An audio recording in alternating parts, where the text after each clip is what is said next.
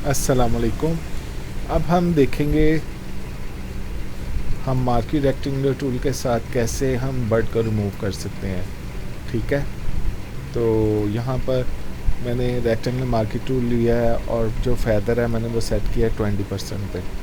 अब 20% फैदर है। देखिए मैं यहाँ पर करता हूँ कि मुझे इसका सिर्फ अब यहाँ पर जब आप चीज़ें रिमूव करने वाले हैं तो ये देखिए एनालाइज़ कीजिए कि बैकग्राउंड कैसा है। ठीक है, ये बहुत सारे टूल्स में से एक टूल है जो आपकी हेल्प कर सकता है बैकग्राउंड को या किसी चीज़ को रिमूव करने में। अच्छा, लेकिन ये अब देखिए यहाँ पर ग्रीन है और यहाँ पर एक बॉर्डर है, डिफरेंट एपिक ग्रे है, ग्रीन, डार्क ग्रीन, फिर लाइट ग्रीन, फिर ग्रे। अब मैं यहाँ पर बर्ड की एक सिलेक्शन बनाता हूँ। देखिए क्लिक एंड ड्रैग।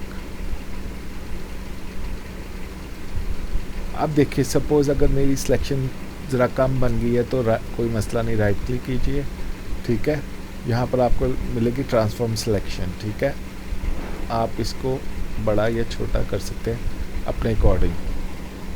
एंटर कर दीजिए टू कमिट चेंजेस। ठीक है, अब मैं क्या करता हूँ, इसको इस सिलेक्शन को उठाकर इस तरफ को ले आता हूँ लेफ़्ट साइड पर और यहाँ पे करता हूँ कंट्रोल जे। अब देखिए लेयर्स पैनल में मैंने डुप्लिकेट किया उसके बैकग्राउंड को। ये देखिए ये पीस था और अब ये है।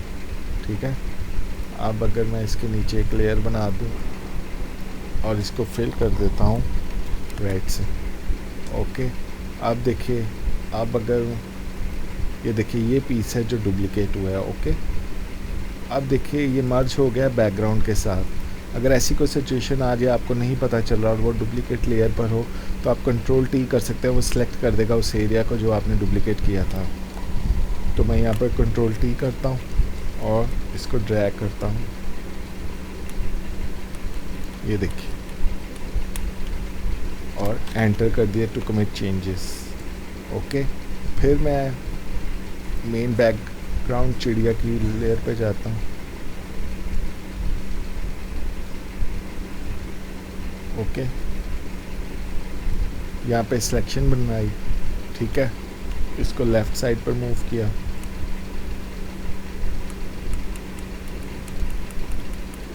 कंट्रोल जे प्रेस किया,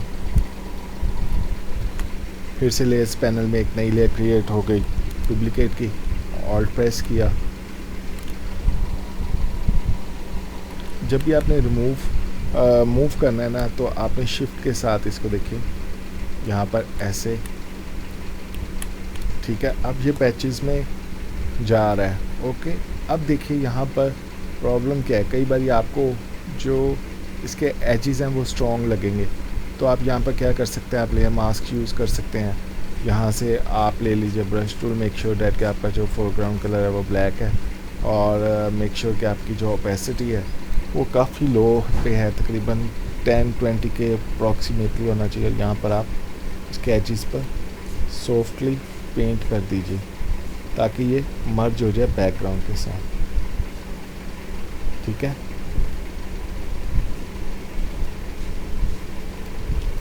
ऑलराइट। अच्छा जी, अब इसके बाद फिर बैकग्राउंड लेयर पे बर्ड वाली पे जाता हूँ, रेक्टेंगुलर लिया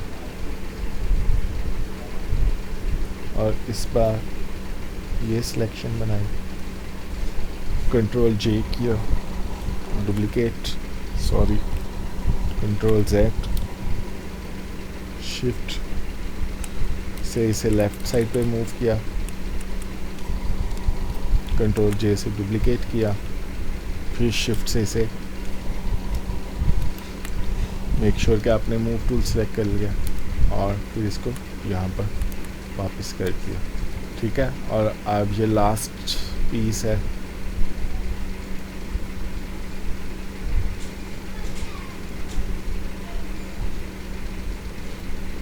ओके जी, फिर से मूव टूल सेलेक्ट किया,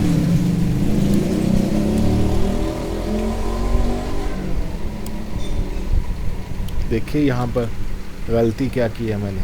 ठीक है, मैंने आपको पहले भी पढ़ाते समझाया था, मैंने जानबूझकर ये गलती की है कि देखिए अगर मैंने मूव टूल सिलेक्शन को मूव करने के लिए किया तो ये ऑब्जेक्ट को ही मूव कर देगा। यहाँ पर मेक श्योर कीजिए कि आप अभी तक टूल पर ही हैं, मार्की टूल पर।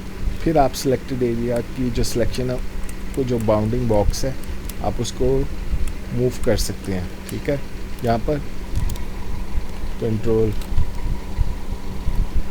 जे, और फिर इसके बाद आपने मूव टूल सेलेक्ट करना है, और इसके बाद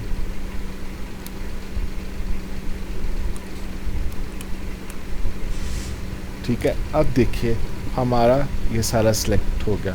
अब प्रॉब्लम क्या है, अब देखिए हमने ये कर दिया, लेकिन अभी भी आपको हार्ड एजेस नज़र आ रहे हैं। तो अब यहाँ पर हमारे पास एक बहुत अच्छी ऑप्शन है, वो है कंबाइन करने की सब लेयर्स को, मुख्तलिफ पार्ट्स को अगर हम सेपरेटली मास्क करें और सब कुछ करें तो ये बहुत टाइम लगेगा।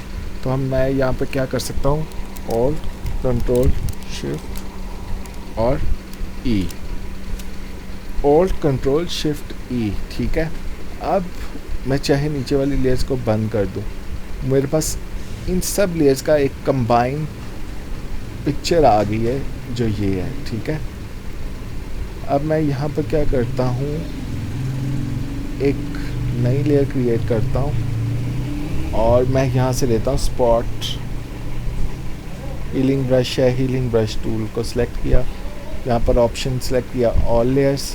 ठीक है, और यहाँ पर करूँगा मैं सॉफ्ट एज ब्रश लूँगा और इसकी हार्डनेस को 0 कर दूँगा, और अब आपने यहाँ पर ऑल्ट करना है और क्लिक करना है सैंपल के लिए। अब ये देखिए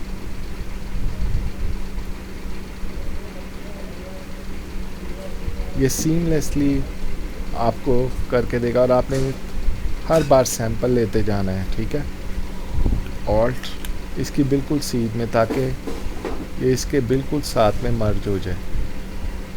फिर इसके बाद यहाँ पर ऑल्ट क्लिक और इसके बाद यहाँ पर, ठीक है, इस एरिया का भी ऑल्ट क्लिक और यहाँ पर भी। आपने मुस्तक़िलन सैंपल लेने हैं डिफरेंट एरिया से, अगर लेफ़्ट है तो लेफ़्ट साइड से, अगर राइट है तो राइट साइड से। ऑल्ट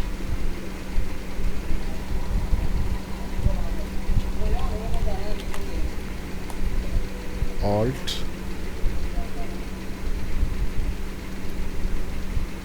अब मैंने राइट साइड से लिया ऑल्ट क्लिक, और इसको मैंने थोड़ा सा ऐसे, आपने करीब करीब वाले सैंपल्स को पिक करते रहना है, ये एक ही सैंपल से काम नहीं होगा।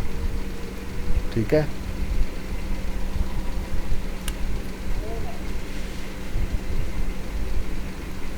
और देखिए काफ़ी ज़्यादा वो मर्ज हो गया।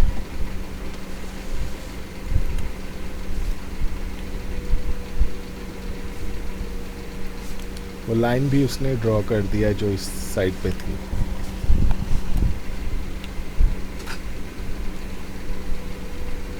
तो इस तरह से आप इसके सैंपल लेते जाएं और बनाते जाएं।